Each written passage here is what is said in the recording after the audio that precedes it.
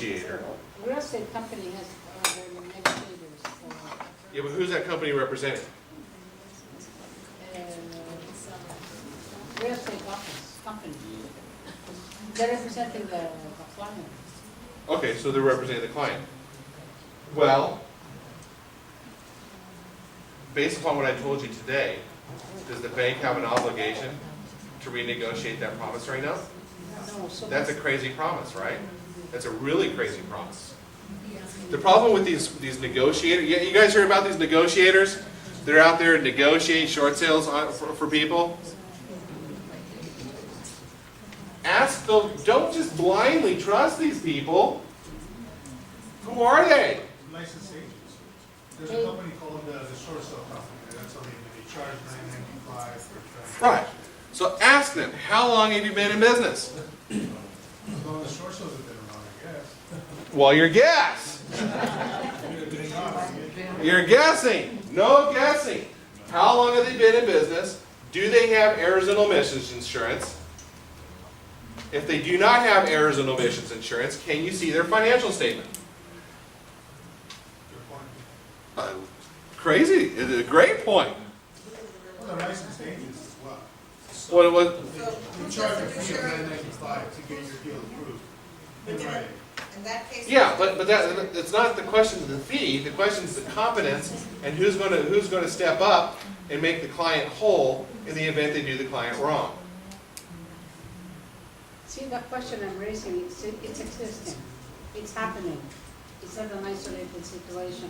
Okay, so my question now is, so that we know ahead of time. Have her talk to a lawyer, Who talk? your client, and then the lawyer's going to make a demand, probably. And the lawyer's going to take a look at the transaction, and he's going to say, did she have to pay on this second?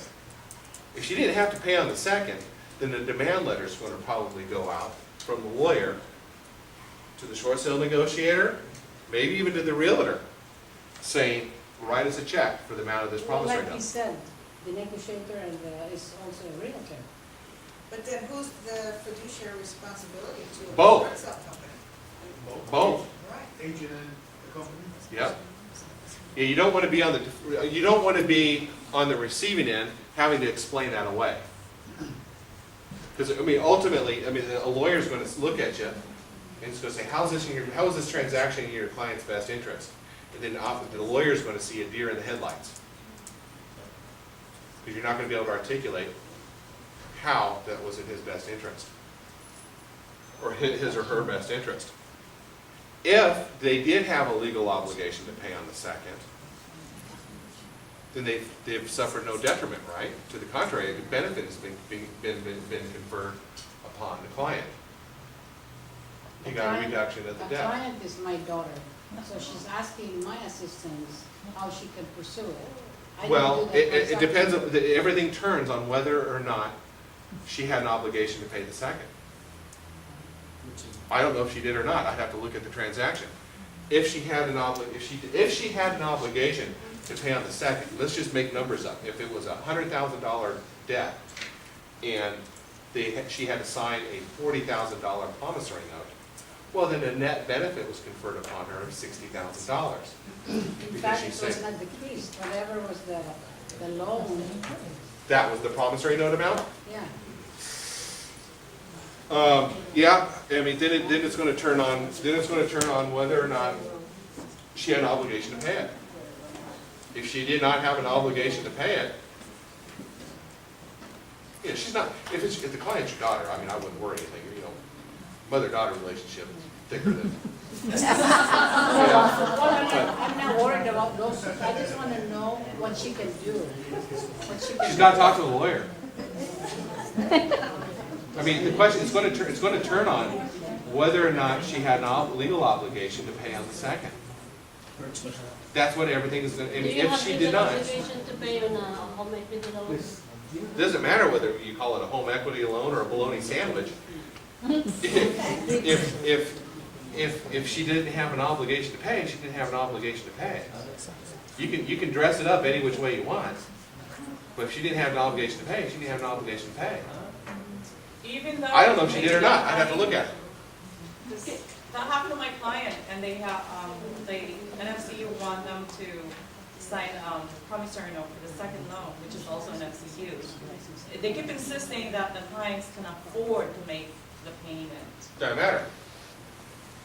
But what you were saying regarding the obligation to pay, as long as it's not refinanced, yes, but if once it's refinanced or they got it after the loan, then it's, so But we tell me should about be the making that call. obligation to pay.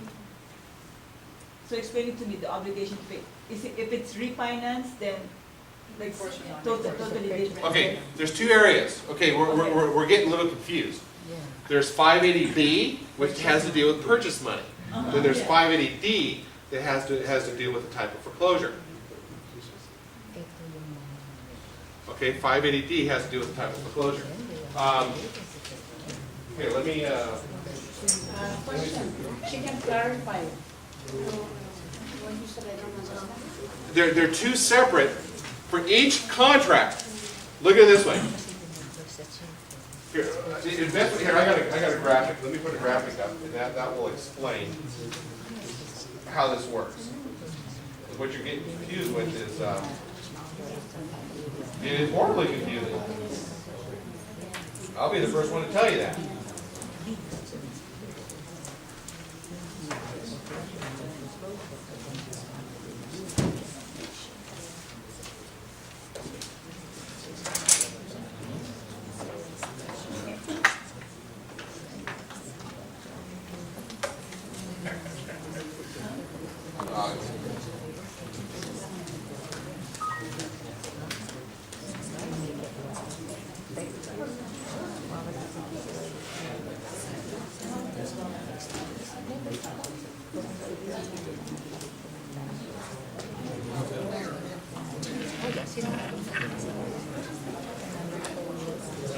Okay. When we're talking about California's anti-deficiency statutes, okay? First and foremost, in a short sale, what's the identity of the person selling the house? Who's selling the house? The homeowner. The homeowner. Is the homeowner the trustee under the deed of trust? No. No! They're the trustor. So what we have here is the deed of trust. The house is placed into the deed of trust. You have a trustee. He has two powers. He has the power of sale. He has the power of reconveyance. These two powers spring into existence upon the occurrence of one of two events. Either the borrower pays in full, then the trustee exercises his power of reconveyance. He removes his lien from the property and gives the client back the property free of his lien. The other event is when the client doesn't pay. Then the trustee's power of sale springs into existence, and the trustee sells the property in a non-judicial foreclosure. It's when the trustee sells the property, exercises his power of sale, in a non-judicial foreclosure, that 580D protection springs into existence. So one of the questions that I ask clients when they come in to see me is, especially if they signed a promissory note, if the trustee exercised his power of sale, would the client have an obligation? Would he have had an obligation to pay on each of the loans encumbering the property? If not, then why did he sign a promissory note?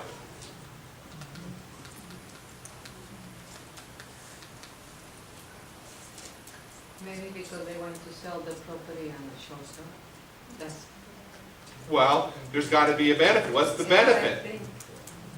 I mean, we're all, anybody assisting a homeowner in mortgage distress has to respond to the question, how was this in their best interest?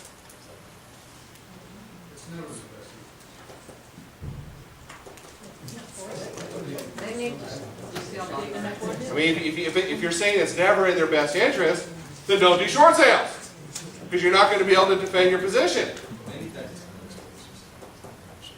And the lady here has a question. You know, there are second lenders out there when you do the home equity, they